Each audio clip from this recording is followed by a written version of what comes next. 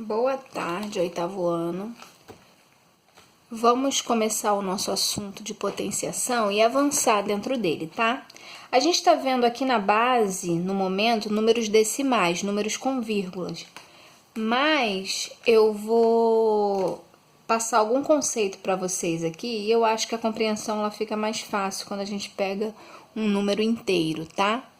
E aí, a regra que a gente estiver usando aqui para esses números no exemplo vale para qualquer número que tiver na base. Por quê? A base, ela nem sempre é um número positivo, ela pode ser um número negativo, ela pode ser uma fração, ela pode ser um número decimal. E a regra, ela vale para qualquer base, tá bom? Então, vamos lá. Aqui a gente tem um menos 2 na base e um 2 no expoente. A gente lê menos 2 ao quadrado. A minha base é negativa. Como é que eu faço isso?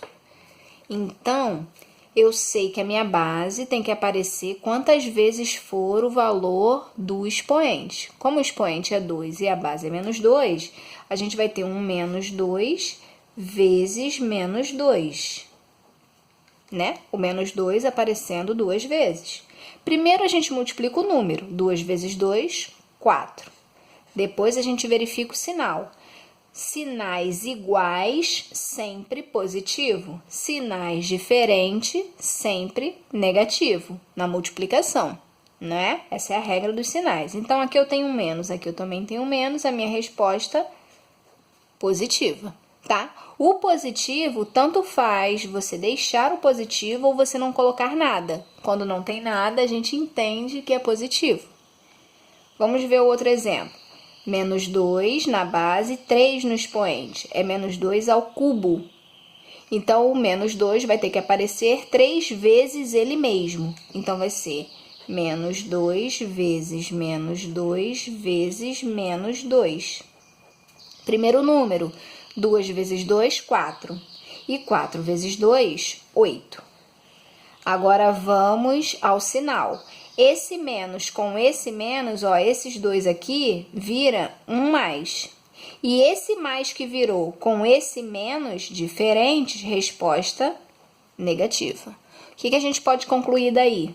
Que toda vez que a base for negativa e o expoente for par, a resposta sempre será positiva. E quando a base for negativa e o expoente for ímpar, a resposta vai ser sempre negativa. Então, viu que a base é negativa, olha para o expoente. Se for par, sempre positivo. Se for ímpar, sempre negativo. Aonde que pode estar a diferença aí? A diferença maior e a preocupação maior é quando o expoente é negativo. Quando o expoente é negativo, a gente tem que ter uma atenção maior, que é o quê? Transformar ele em positivo. Expoente negativo, a gente não consegue calcular. Então, aqui eu tenho uma fração, ó, 2 terços, e o expoente é menos 2. Eu tenho que transformar esse menos 2 num 2 positivo. E como que a gente faz isso? Pela regra da potenciação, a gente inverte a posição. Como assim inverte? Ó, numerador, denominador. Nós vamos inverter. Quem está embaixo vai subir e quem está em cima vai descer. Quando a gente inverte, a gente torna o expoente positivo. Então, toda vez que você olhou, o expoente é negativo, você tem que entender que você vai ter que inverter a sua fração, tá? Aí, aqui, ó, 3 meios ao quadrado é quem? 3 meios vezes 3 meios. E aí, a gente multiplica normalmente. 3 vezes 3, 9. E 2 vezes 2, 4. Tá? Olha aqui. A gente tem uma base negativa e um expoente negativo também. A base ser negativa não é um problema para mim. O problema é o expoente. Lembra o que a gente fez aqui em cima? Quando a gente quis transformar ele em positivo, a gente inverteu. Mas como que a gente vai inverter se aqui não tem ninguém embaixo para eu inverter? Aí você tem que lembrar que na matemática, todo número tem um 1 no denominador. Por que a gente não usa ele? Porque 2 dividido para 1 é o próprio 2. Então, eu não preciso desse 1 embaixo. Mas quando tem essa situação de precisar inverter, é importante eu lembrar dele. Porque aqui, ó, o que eu vou fazer? 1 sobe, o 2 desce. E o meu expoente, que era menos 2, agora fica 2. E o negativo que estava dentro, continua dentro, tá? E como que a gente calcula isso? Menos 1/2 ao quadrado é menos 1/2 vezes menos 1/2. 1 vezes 1. Deixa eu melhorar aqui. 1 vezes 1 é 1. E 2 vezes 2 é 4. E o menos daqui com o menos daqui, sinais iguais, positivo. Vamos para o próximo, ó. Continuo negativo, só que ao invés de eu usar menos 2, agora eu usei menos 1. Mesmo assim, é 1, mas é negativo, eu vou precisar inverter, que esse 1 tem que ficar positivo, tá? Então, vou inverter. Como? Lembra do 1zinho que tá aqui embaixo, que a gente não usa, mas ele tá. Então, vai ficar 1/2. O meu 1, que era negativo, agora fica positivo. E o menos que estava aqui com ele, continua, tá bom? Então, vamos lá. Eu tenho menos 1/2, só que o meu expoente é 1. Quer dizer que ele vai aparecer uma vez só. Se ele vai aparecer uma vez só, continua menos 1/2. Lembra daquela regrinha lá em cima que a gente falou?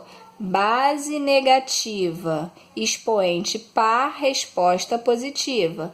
Base negativa, expoente ímpar, resposta negativa. Então, se o expoente é par, resposta positiva. Se o expoente é ímpar, resposta negativa. Nesse caso aqui, olha aqui. Base negativa, expoente par.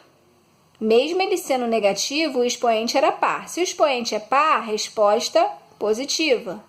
Base negativa, expoente ímpar. Se o expoente é ímpar, resposta negativa. Tá? Só para relembrar.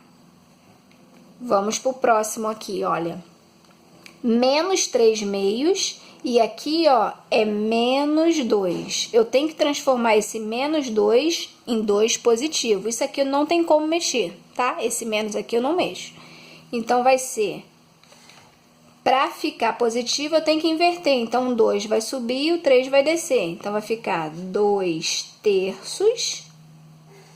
Dentro continua negativo, só que o menos 2 agora vira 2, porque eu inverti. E como que eu calculo? Menos 2/3 vezes menos 2/3. 2 vezes 2, 4. 3 vezes 3, 9. E menos com menos, mais. Tá? Eu coloquei um exemplo aqui de uma base e o expoente 0. O expoente 0, a gente vai trabalhar ele na nossa próxima aula. Mas de antemão eu vou te avisar uma coisa. Independente da base, qualquer base que o expoente for 0, a resposta sempre será 1. Viu um expoente 0, a sua resposta sempre vai ser 1. E eu vou explicar o porquê disso na nossa próxima aula. Mas eu já quero te dizer o seguinte, se eu pegar um número grande, vamos supor aqui, ó, 2.437 é a minha base, e o meu expoente é 0, qual vai ser a minha resposta? 1.